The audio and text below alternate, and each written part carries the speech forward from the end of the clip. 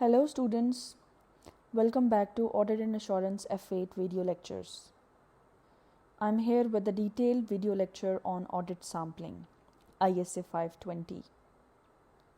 But before starting the video, I would like you all to please subscribe this channel and share it with your friends as much as possible. Thank you. And if you have any query about any video lecture regarding the F8 or Audit and Assurance, you can simply ask via comment section or you can email us. The email address is given in the description box. Thank you. So let's start the video lecture. So the topic is audit sampling. जैसे मैंने last video में audit evidence का आपको बताया था, तो जब हम ऑडिट एविडेंस गैदर करते हैं, so to gather that evidence we have to collect the samples. हमें ऑडिट सैम्पलिंग करनी पड़ती है just because of audit evidence, कि हमने एविडेंस गैदर करना है. वो एविडेंस हम कैसे गैदर करेंगे, वो हम ऑडिट सैम्पलिंग के थ्रू कर सकते हैं. अच्छा, अब ऑडिट सैम्पलिंग हम क्यों करते हैं? Because the data is in, जो डेटा होता है हमारे पास अवेलेबल वो बहुत ज़्यादा होता है. ठीक है, एक पूरे साल का या एक पूरे अकाउंटिंग पीरियड का हमारे पास डेटा होता है. लेट्स से अगर इन्वेंट्री को हम देख रहे हैं या हम अकाउंट रिसीवेबल्स को देख रहे हैं, तो उसकी जो डॉक्यूमेंटेशन होगी, जो उसके GRNs होंगे एंड एक्सेट्रा, इस तरह की जो उसके डॉक्यूमेंट्स होंगे वो बहुत ज़्यादा क्वांटिटी में बहुत ज़्यादा होंगे. ठीक है, तो उसको हम वो एक एक डॉक्यूमेंट को हम चेक नहीं कर सकते, इसलिए हमारे लिए ईजी ये रहता है कि हम ऑडिट सैम्पलिंग कर लें. अब how an audit sample should be, एक ऑडिट सैम्पल को कैसा होना चाहिए? So an audit sample should be a representative of whole population. ठीक है, जितने भी आइटम्स मौजूद हैं, जिस चीज़ को आप चेक करने जा रहे हैं, जिस चीज़ को आप एविडेंस गैदर करने जा रहे हैं, अब उसके आइटम्स बहुत सारे होंगे. लेट्स से अगर आप GRNs देख रहे हैं, तो GRNs जो हैं वो क्वांटिटी में बहुत ज़्यादा होंगी एक पूरे अकाउंटिंग पीरियड की. तो आप उसमें से सैम्पल्स इकट्ठे करेंगे. अब वो सैम्पल किस तरह के होने चाहिए? वो सैम्पल ऐसा होना चाहिए कि वो जो पॉपुलेशन है वो पूरी पॉपुलेशन को रिप्रेजेंट कर रहा हो. व्हाट डज़ दैट मीन कि पॉपुलेशन को रिप्रेजेंट कर रहा हो? इसका मतलब ये है कि पॉपुलेशन में जितने भी आइटम्स हैं उन सब में जितनी भी कैरेक्टरिस्टिक्स हैं वो सब कैरेक्टरिस्टिक्स आपके सैम्पल में मौजूद होने चाहिए. इस तरीके से आपका जो सैम्पल है वो पॉपुलेशन को रिप्रेजेंट कर सकता है, वो उसका रिप्रेजेंटेटिव बन सकता है. हम उसको कह सकते हैं कि जो हमारा जो सैम्पल है वो ठीक तरह से पॉपुलेशन को रिप्रेजेंट कर रहा है. ओनली इफ़ कि उसके अंदर जितने भी आइटम्स हैं उनकी तमाम कैरेक्टरिस्टिक्स उस सैम्पल में मौजूद होनी चाहिए. Now the samples that we are going to collect are of two types, statistical sampling and non statistical sampling. Statistical sampling में बेसिकली ये होता है कि ईच आइटम की जो पॉसिबिलिटी है to be selected is equal. कि एक पॉपुलेशन में, लेट से एक पॉपुलेशन में 1000 आइटम्स हैं और अगर हम रैंडमली सिलेक्ट कर रहे हैं उसको, तो हर मतलब सारे जो 1000 के 1000 जो आइटम्स हैं उन सब की पॉसिबिलिटी इक्वल है कि वो सिलेक्ट हों. उसके अंदर हमने कोई टेक्निक या कोई उसके अंदर कोई बाइसनेस या कुछ भी हमने नहीं किया कि हम वो सिलेक्ट करेंगे, वो नहीं. हर आइटम की पॉसिबिलिटी इक्वल है to be selected. Now the non-statistical sampling. Non-statistical sampling is basically opposite to statistical sampling, and it is always the matter of the auditor's judgment. ये डिपेंड कर रहा होता है नॉन स्टैटिस्टिकल सैम्पलिंग में auditor की judgement पे कि उसको किस तरह का सैम्पल चाहिए. वो अपने हिसाब से या अपनी रिक्वायरमेंट्स के मुताबिक जब सैम्पल्स इकट्ठे करता है तो उसको हम नॉन स्टैटिस्टिकल सैम्पलिंग बोलते हैं. So here are the different methods or different techniques used for sampling. First of all, it is random selection. अब random selection में ये होता है कि this can be achieved through the use of random number generators or tables. ठीक है, इसमें ये सॉफ्टवेयर में भी ये चीज़ इंस्टॉल्ड होती है या आप ख़ुद से भी कर सकते हैं कि ये रैंडम सिलेक्शन है. आप कोई एक सिस्टमेटिक वे आप नहीं इस्तेमाल करें, रैंडमली आपको जो एक सैम्पल नज़र आ रहा है या जो सैम्पल आपको ठीक लग रहा है वो आप उठा रहे हैं.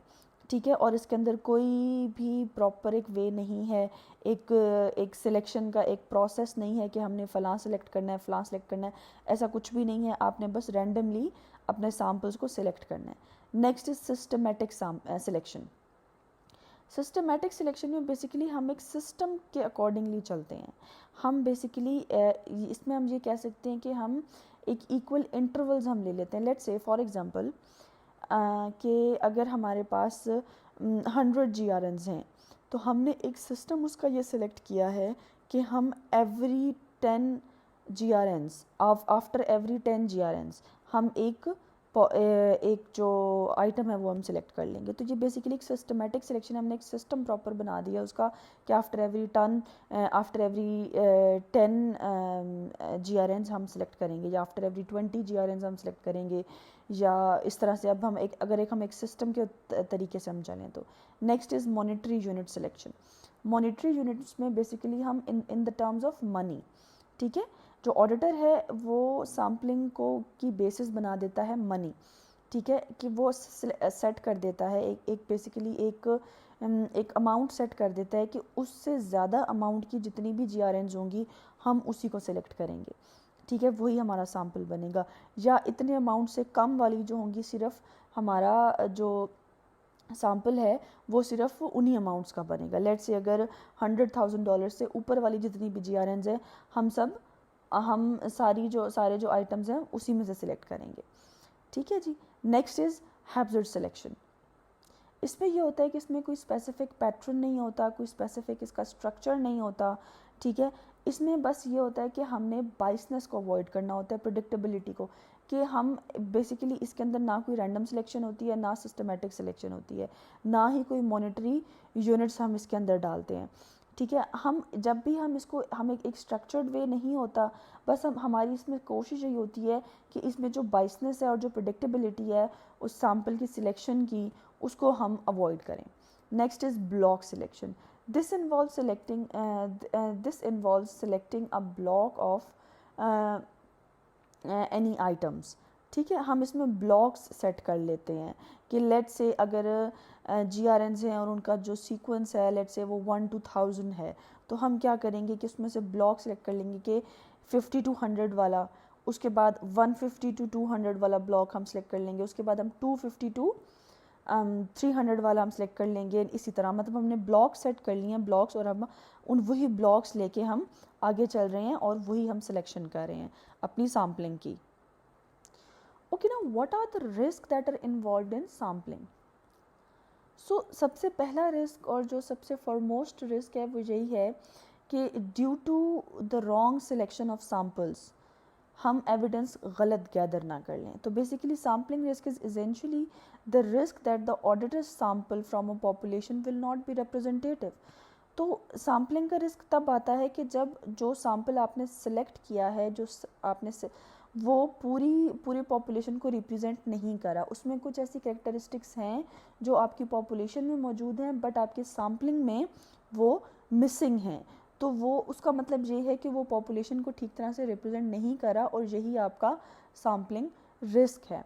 So basically sampling risk arises from the possibility that the auditor's conclusion based on a sample may be different from the conclusion that would be reached if the entire population were subjected to the same audit procedure. Okay, so let me explain this like that कि अगर हमने कुछ samples इकट्ठे किए हैं, ठीक है, उनकी बेसिस के ऊपर, उन सैम्पल्स की बेसिस के ऊपर जो हमने कंक्लूजन दिया है, जो हमने ओपिनियन दिया है, वो डिफरेंट है उससे कि अगर हम पूरी पॉपुलेशन को सिलेक्ट कर लेते, ठीक है, तो उसका रिज़ल्ट कुछ हो रहा था। तो बेसिकली पूरी पॉपुलेशन को सिलेक्ट करने के बाद जो रिज़ल्ट आना था वो उस सैम्पल को सिलेक्ट करने के बाद वो रिज़ल्ट सेम नहीं आया, ठीक है। तो इसका मतलब है कि हमारे पास जो सैम्पलिंग रिस्क है वो आ चुका है, अराइज हो चुका है। Okay, so in order to reduce sampling risk, the auditor needs to increase the size of the sample selected. तो इसका एक ही तरीका है सैम्पलिंग रिस्क को रिड्यूस करने का कि हम जो सैम्पल साइज़ है वो इंक्रीज़ कर दें। सैम्पल साइज़ मतलब जो नंबर ऑफ़ आइटम्स जो हम सेलेक्ट कर रहे हैं वो हम इंक्रीज़ कर दें। Why we increase the sample size? हमें ज़रूरत कब पड़ती है, वो जो रिस्क है बेसिकली जो सैम्पलिंग, ऑब्वियसली जब सैम्पलिंग रिस्क इंक्रीज़ होता है तब हमें ज़रूरत पड़ती है। तो उस रिस्क में जो सैम्पलिंग रिस्क है उसमें क्या क्या चीज़ें इन्वॉल्व हो सकती हैं। So basically increase in the risk of material miss statement, कि हम जो मिस स्टेटमेंट्स हैं उनको इंक्रीज़ करें, डिक्रीज़ करने की बजाय हम उनको इंक्रीज़ करें। Next is increase in expected miss statement, कि जितना हम एक्सपेक्ट कर रहे थे मिस स्टेटमेंट्स को उससे ज़्यादा हो सकती हैं। And then increase in tolerable misstatements, कि टॉलरेबल मिस स्टेटमेंट्स को भी हम इंक्रीज़ करें। नाउ द क्वेश्चन इज़ कि what are tolerable misstatements. You guys have already have heard about performance materiality, कि performance materiality क्या होती है। Let me give you a quick overview कि हम performance materiality सेट कर देते हैं कि जो हमने एक लेवल सेट किया होता है materiality का, उससे लेट्स अगर हमने 10% या 6% हमने सेलेक्ट किया हुआ है, तो अगर हम परफॉर्मेंस मटीरियलिटी में वो लेवल जो है वो हम हमेशा 6% से लेस रखेंगे। वो इसलिए लेस रखेंगे कि जब हम इंडिविजुअली मटीरियलिटी डिफरेंट चीज़ों की हम देखेंगे, जब उसको हम कलेक्टिवली देखेंगे तो वो ज़्यादा ना हो जाए कहीं, ठीक है। इंडिविजुअली तो वो कम होगी, बट जब वो कलेक्टिवली हम उसको देखेंगे तो वो ज़्यादा हो सकती है। तो हम अपनी जो परफॉर्मेंस मटीरियलिटी है वही हम कम रखते हैं, ताकि जब इंडिविजुअली डिफरेंट चीज़ों की मटीरियलिटी हम ऐड करें तो वो जो हमने एक स्पेसिफिक मटीरियलिटी लेवल रखा हुआ है उससे इंक्रीज़ ना हो जाए, ठीक है। तो टॉलरेबल मिस स्टेटमेंट्स भी बेसिकली वही प्रैक्टिकल एप्लीकेशन है परफॉर्मेंस मटीरियलिटी की। टॉलरेबल मिस स्टेटमेंट्स में कि लेट्स से हमने एक ऑडिटर ने अपनी according to his judgement, according to his practical experiences and judgement वगैरह, तो उसने उसके हिसाब से एक मिस स्टेटमेंट्स का एक कोटा सेट किया हुआ होता है कि लेट्स से कि इसमें इतनी मिस स्टेटमेंट्स की तो गुंजाइश है, ठीक है। तो अब जब वो इंडिविजुअली देखेगा, लेट्स से अगर उसने 2% रखा हुआ है, तो जब ये कलेक्टिवली जब इकट्ठे होंगे तो वो 2% से इंक्रीज़ भी कर सकता है।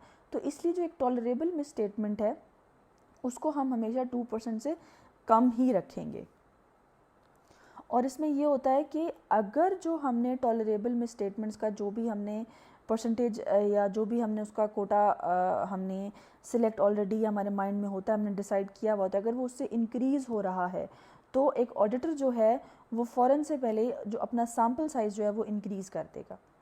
Next is, if the total errors in the sample is less than the tolerable misstatement, then the auditor may be reasonably confident that the risk of material misstatement in the whole population is low and no further testing will be required.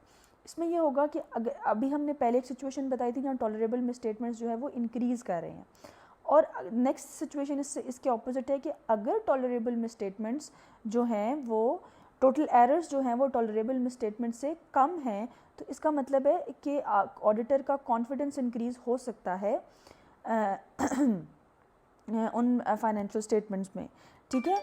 और हम जो है वो जो population है उसको हमें फिर जो सैम्पल साइज़ है पॉपुलेशन का उसको इंक्रीज़ करने की ऑडिटर को ज़रूरत नहीं है।